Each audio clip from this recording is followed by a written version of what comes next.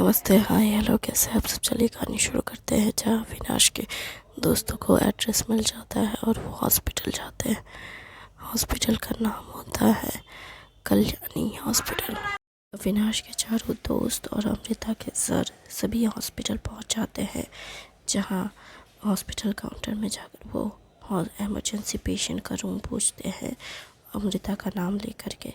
जहाँ वो लोग एड्रेस बताती है कि वो कहाँ है। उसके बाद वो लोग जाते हैं सेकंड फ्लोर के 302 रूम में, जहाँ पे पुलिस पहले से ही पहरा दे रही होती है, तो उन्हें अंदर जाने की इजाज़त नहीं मिलती है। वो बाहर आते ही पुलिस उन्हें रोक देती है और कहती है, क्या, कौन है तुम लोग और यहाँ क्या कर रहे हो। वो इस मामले में सर आते हैं सामने और कहते हैं, मैं अमृता का बॉस हूँ, मैं उसे देखने आया हूँ। तुम्हें कैसे पता कि उसके साथ क्या हुआ है। मुझे पता चला। किसने बताया। मुझे मुझे मतलब अविनाश ने बताया था। अच्छा, उसने तुम्हें कैसे बताया। बस मुझे पता चला सर, मुझे बताइए ना, वो ठीक तो है ना। उसकी आंखें, ये सब, उसकी हालत बहुत ख़राब है ऐसा डॉक्टर ने कहा है। और हम यहाँ पहरा दे रहे हैं क्योंकि यहाँ कोई वो वासुदेव नाम का कोई आने वाला है। अविनाश ने बताया था। वो आने तो वाला है। तुम्हें भी लगता है वो आने वाला है। हाँ सर, हमें लगता है कि वो आने वाला है। तुम्हें ऐसा क्यों लगता है। फिर वो लोग उससे कॉल रिकॉर्डिंग सुनाते हैं सर को और कहते हैं, देखिए सर, उसने खुद कहा है कि वो आएगा। वो उसे अपने साथ ले जाना चाहता है। इसका मतलब समझ रहे हो, या तो वो उसे मार देगा या तो फिर उससे किडनैप करके ले जाएगा। आप समझ रहे हैं इस बात को। अच्छा, ठीक है, मैं समझ रहा हूँ, इसलिए तो पहरेदारी कर रहा हूँ यहाँ पे। और और सर, हमारी एक रिक्वेस्ट है, आप हमारे दोस्त को छोड़ दीजिए। हमारा दोस्त बिल्कुल भी बेगुनाह है। वो उसकी कोई गलती नहीं है। वो सब उसकी किया। तुम ठीक से बोल नहीं पा रहे हो। हाँ, क्योंकि अपने दोस्त के मामले में मैं बिल्कुल भी समझ नहीं पा रहा हूँ कैसे कहूँ। मेरा दोस्त बिल्कुल भी बेगुनाह है। उसने कोई गलती नहीं की है। वो तो अपनी गर्लफ्रेंड से बहुत प्यार करता है। हमने देखा है उसे। वो कभी उसे हर्ट नहीं कर सकता। अरे वो तो अपनी बीमार गर्लफ्रेंड का, जैसी ये बात आनंद कहता है वैसे ही विजय उसका हाथ पकड़ लेता है और उसे कहता है, नहीं, इशारों में। जिस पर वो कहते हैं, सर, क्या बीमार गर्लफ्रेंड, क्या बोलना चाहते हो तुम। उसे कोई बीमारी है। अब नहीं सर, मतलब मेरा मतलब कहने का, अब लड़की है तो थोड़ी बहुत तो बीमारियां होगी ना। वो तो नॉर्मल है, लड़कियों वाली प्रॉब्लम। उसके बावजूद भी वो उसके साथ है ना, इसलिए मतलब हम लोग तो नहीं रह पाते हैं। क्यों, लड़कियों के साथ रहने में क्या बुराई है। मेरी पत्नी है, उसे भी तकलीफ़ होती है, इसमें कौन सी बड़ी बात होगी। हाँ सर, सही कह रहे हैं आप, उसमें कौन सी बड़ी बात है, ये तो नॉर्मल है। मैं चलता हूँ सर, आप यहाँ पे रहिएगा, हम लोग भी यहीं आसपास है, ठीक है। वो सब नीचे जाते हैं दरवाजे पर, जहाँ पे डॉक्टर भी भागते हुए आते हैं और कहते हैं, क्या हुआ, तुम लोग मिले क्या। हाँ, हम मिले। आपको कैसे पता। अरे मैंने मैसेज किया था। विजय कहता है ये बात। ओह, तो आप भी ये हैं। हाँ, मैंने सुना। वैसे मैं नहीं जानता विश्वजीत के बारे में ज़्यादा कुछ, लेकिन मैं जानना चाहता हूँ किस तरह का इंसान है। साइकोपैथ, मतलब किस तरह का साइकोपैथ है वो। क्या सर, आपको अभी उसका ट्रीटमेंट करना है।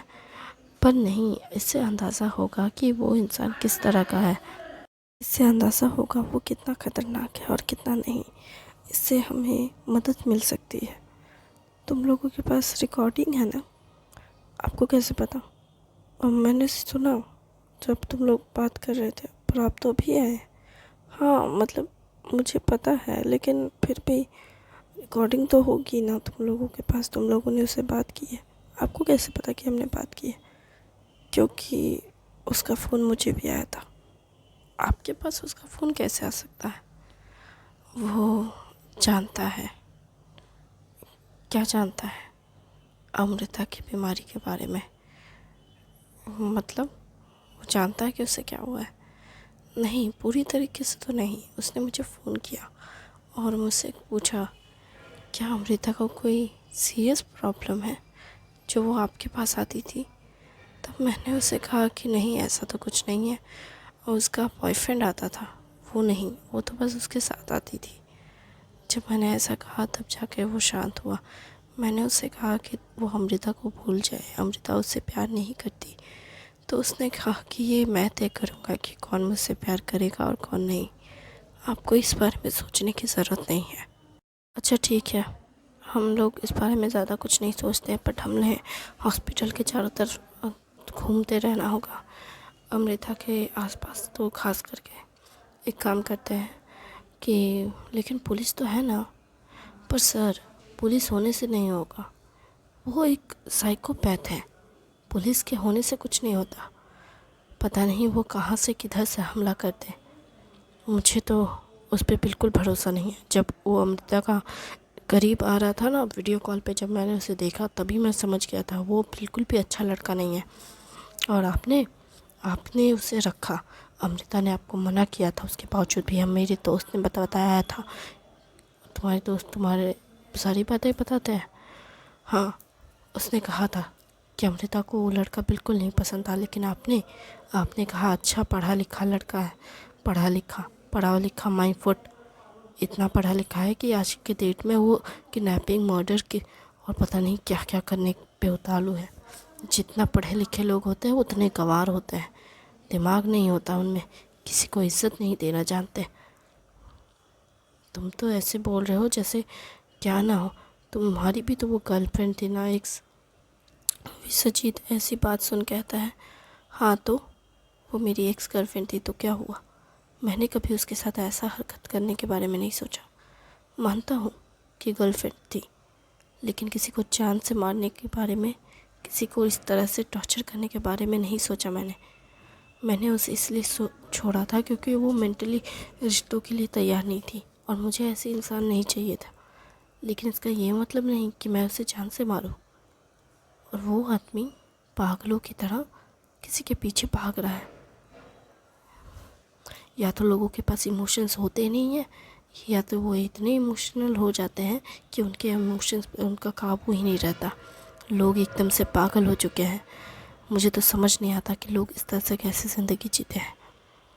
हम कुछ कर भी तो नहीं सकते, ये उसकी खुद की चॉइस है।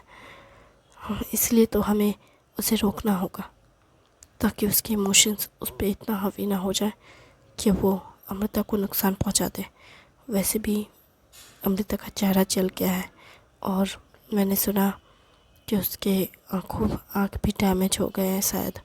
वो उसने न कहा उसका सर पटक दिया था चीना मिट्टी के कप में और उसमें गर्म कॉफ़ी थी और वो टुकड़े टूट गए थे और उसने उसके आँखों को डैमेज किया। क्या सच में ऐसा कुछ हुआ था? हाँ, मैंने तो यही सुना है। ये बात वासुदेव सुन लेता है। इसे सुनकर वासुदेव बहुत हैरान होता है कि अमृता मेरे बारे में ऐसे अफवाह कैसे फैला सकती है कि मैंने उसकी आंखें, मुझे उससे मिलना ही होगा। अमृता के बारे में वो इतना ज़्यादा सोचने लगता है कि कुछ बोलने का नहीं। उसके बाद फिर वासुदेव चुपके छुपाते हैं अमृता से मिलने की प्लानिंग करने लगता है और अमृता से मिलने की पूरी तैयारी करता है। लेकिन वो कैसे मिले उसे समझ नहीं आ रहा होता है, लेकिन वो पूरी कोशिश करता है छुपते छिपाते अमृता के रूम तक जाने के बारे में। और वो एक डेथ रूम में आ जाता है और वहाँ पे आने के बाद वो अमृता को कॉल करता है। अमृता का फ़ोन बजता है और फिर अमृता फ़ोन चूँकि उसका टूट चुका होता है काफ़ी हद तक, तो रिसीव नहीं कर पाती है और ना ही वो होश में रहती है पूरी तरीके से। लेकिन रिंग की वजह से उसकी नींद टूट जाती है और फ़ोन उठ जाता है, अपने आप रिसीव हो जाता है। तब वो कहने लगता है, अमृता मैं तुमसे मिलने आ रहा हूँ। तुमने जो ये झूठ बोला है ना, ये जो रायता फैलाया है उसे साफ़ करो। मैं आ रहा हूँ। बहुत जल्द। और मैं अब तुम्हें अपने साथ सच में लेकर जाऊंगा। चाहे कुछ भी हो जाए, तुम्हें मेरे साथ चलना होगा। और तुम देखना मैं क्या हाल करता हूँ तुम्हारा। तुमने झूठ कहा और अब तुम्हें सच कहना होगा। अगर तुमने सच नहीं कहा तो मैं सच कहूँगा और तुम्हें वो मानना होगा। वो ऐसी बातें कह रहा होता है जहाँ अमृता कुछ भी ठीक से सुन नहीं पाती है और बेड पे लेटी होती है। उसके बाद वो अपने चेहरे को देखने के लिए एक बार उठती है। थोड़ी देर बाद इधर वासुदेव भी उससे मिलने की कोशिश में लगा रहता है। आधी रात हो जाती है, पुलिस नींद में होती है काफ़ी हद तक।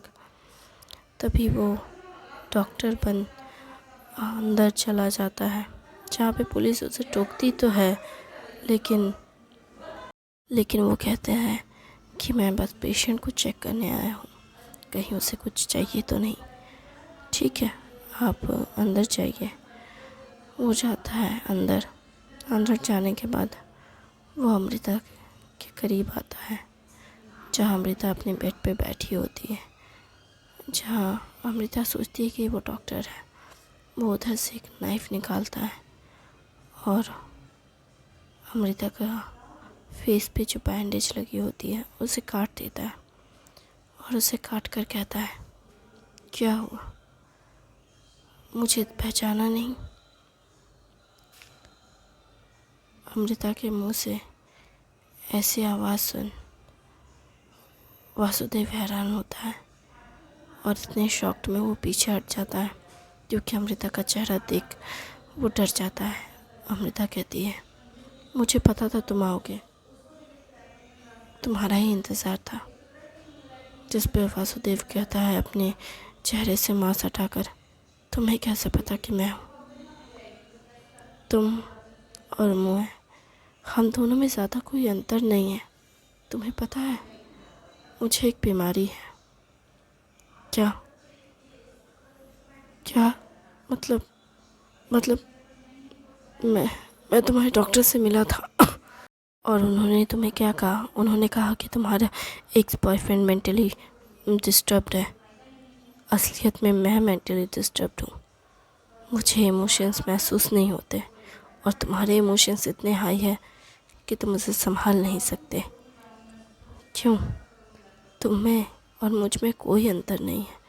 एक हार्टलेस है और एक कुछ ज़्यादा ही होप में ज़िंदगी जी रहे हो। इतनी उम्मीद में ज़िंदगी जी रहे हो कि तुम्हें पता ही नहीं कि सच क्या है। रियलिटी को तुम देखना ही नहीं चाहते और मैं इतना ज़्यादा रियलिटी को देखती हूँ कि मुझे कोई उम्मीद ही नहीं किसी से। तुम में और मुझ में कोई अंतर नहीं। चलो साथ में मरते हैं। तुम मुझे मारने ही आए हो ना? तुमने झूठ क्यों कहा? तुमने ये क्यों कहा कि तुम्हारी आंखों में डैमेज हो गई, जबकि तुम्हारी आंखें बस जली है, ऊपर की स्किन? ऐसा कुछ भी तो नहीं हुआ है। तो क्या कहूँ मैं? सच सच कहो तुम। सच? क्या सच कहूँ मैं? यही कि मेरी गलती ये थी कि मैंने तुम पे भरोसा किया और तुम्हें आने दिया घर पे, और तुमने अपने प्यार के राग में मुझे पागल कर दिया। और जब मैंने तुम्हें रोकना टोकना चाहा तो तुमने ज़बरदस्ती करनी चाहिए, और जब मैंने तुम्हें धक्का दिया तो तुमने मुझे मेरे ही किचन में मेरे ही गर्म कॉफ़ी से जला दिया। क्यों? और फिर मैंने बदले में तुम्हारे सर पे वो कप दे मारा। क्यों? ये बताऊँ मैं?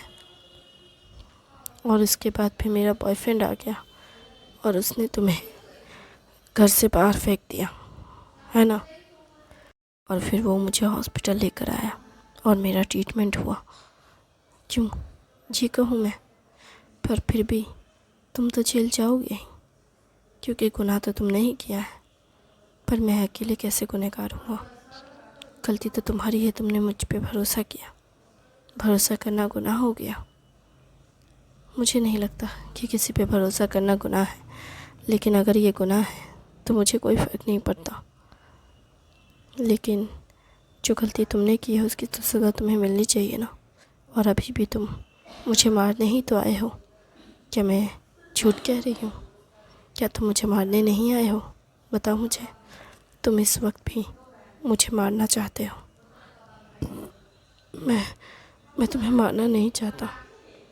अगर तुम मुझे मारना नहीं चाहते तो तुम यहाँ क्यों हो? बताओ। तुम चाहते तो पुलिस स्टेशन में सरेंडर कर सकते थे, लेकिन तुम यहाँ आए क्यों? क्यों आए हो तुम यहाँ? सच बताओ, मेरे साथ के लिए या मुझे मारने के लिए? मुझे नहीं लगता कि तुम मेरे साथ के लिए मेरे पास गिड़गिड़ाने आए हो। तुम यहाँ मुझे मारने ही आए हो। तो मार दो, चलो मारो, साथ में मरते हैं। या फिर तुम खुद को मार नहीं सकते, इसलिए तुम मुझे भी नहीं मार सकते। मैं ऐसा कर सकता हूँ, समझी? तो तुम एक काम करो, अपने हाथ की कलाई काटो और मेरे गर्दन की। क्यों? कर सकते हो क्या? नहीं कर सकते? क्या तुम में इतनी हिम्मत नहीं है? मरने मारने की बात करते हो और मार भी नहीं सकते? इतनी हिम्मत नहीं है तुम में? चलो मैं तुम्हें हिम्मत दिखाती हूँ। मैं खुद को काट देती हूँ। वो चाकू लेती है और खुद को मारने ही वाली होती है, तभी पुलिस आ जाती है और उसी वक्त ऐसा लगता है जैसे कि वासुदेव अमृता को मार रहा होता है। और पुलिस उस टाइम गन पॉइंट पे वासुदेव को ले लेती है और कहती है, तुम अभी के अभी सरेंडर करो। जिस पर अमृता उसकी तरफ देखती है और कहती है, अब भी वक्त है। ये सुनकर वासुदेव चाकू उसकी गर्दन पर रख देता है और कहता है, मैं सच में तुम्हें मार दूंगा ताकि मैं तुम्हारे साथ जा सकूं। तुम पागल हो गए हो? ये सब देख करके भी अमृता बहुत शांत थी, जहाँ पुलिस बहुत पैनिक में थी और पुलिस अमृता के हाव भाव देख हैरान थी कि वो उसे मारने के लिए उतावलू है और वो काँप भी रहा है, लेकिन अमृता बिल्कुल शांत है।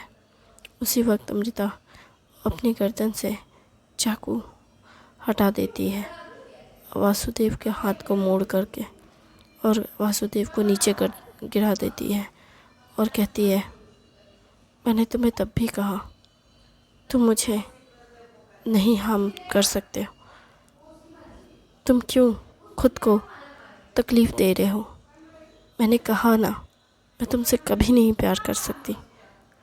मुझे ऐसी चीज़ें पसंद नहीं, और मैं अगर किसी से प्यार करती हूँ तो बस एक ही इंसान है, वो है अविनाश। अविनाश के अलावा मैं किसी से प्यार नहीं करती। तो तुम फालतू में मेरे ऊपर टाइम वेस्ट करना बंद करो। तुम जाओ यहाँ से। पुलिस उसे पकड़ के ले जाती है। पुलिस जब उसे लेकर जा रही होती है तो पुलिस काफ़ी हैरान होती है। वो सोचती है कि ये इतना जल्दी अरेस्ट कैसे हो गया, ये बहुत आसान नहीं था। ऐसा लग रहा है जैसे ये एकदम से प्लान था। वो बहुत हैरान थे। ऐसा लग रहा था जैसे वो प्लान चीज़ों को बस एग्जीक्यूट करने बैठे हैं। वो बहुत हैरानी से थे। और उसी वक्त वो जब वासुदेव को लेकर जा रहे थे तो वो बिल्कुल साइलेंट था। और जब वो साइलेंटली उसे पुलिस स्टेशन ले जाते हैं और अविनाश को वहाँ से निकाल देते हैं, तब वो अविनाश वासुदेव का कॉलर पकड़ता है और कहता है, तुमने ऐसा क्यों किया? तुमने मेरी गर्लफ्रेंड के साथ ऐसा क्यों किया? तुम्हारी वजह से उसका चेहरा, उसकी आंखें, सब सब सब डैमेज हो गया। उसे इतना दर्द क्यों दिया तुमने? तुम्हें ऐसा नहीं करना चाहिए था। तुम्हें किसने हक दिया किसी को इस तरह से चोट पहुंचाने की? तुम कैसे कर सकते हो ये? जिस पर पुलिस कहती है कि उसकी आंखें डैमेज नहीं है। क्या?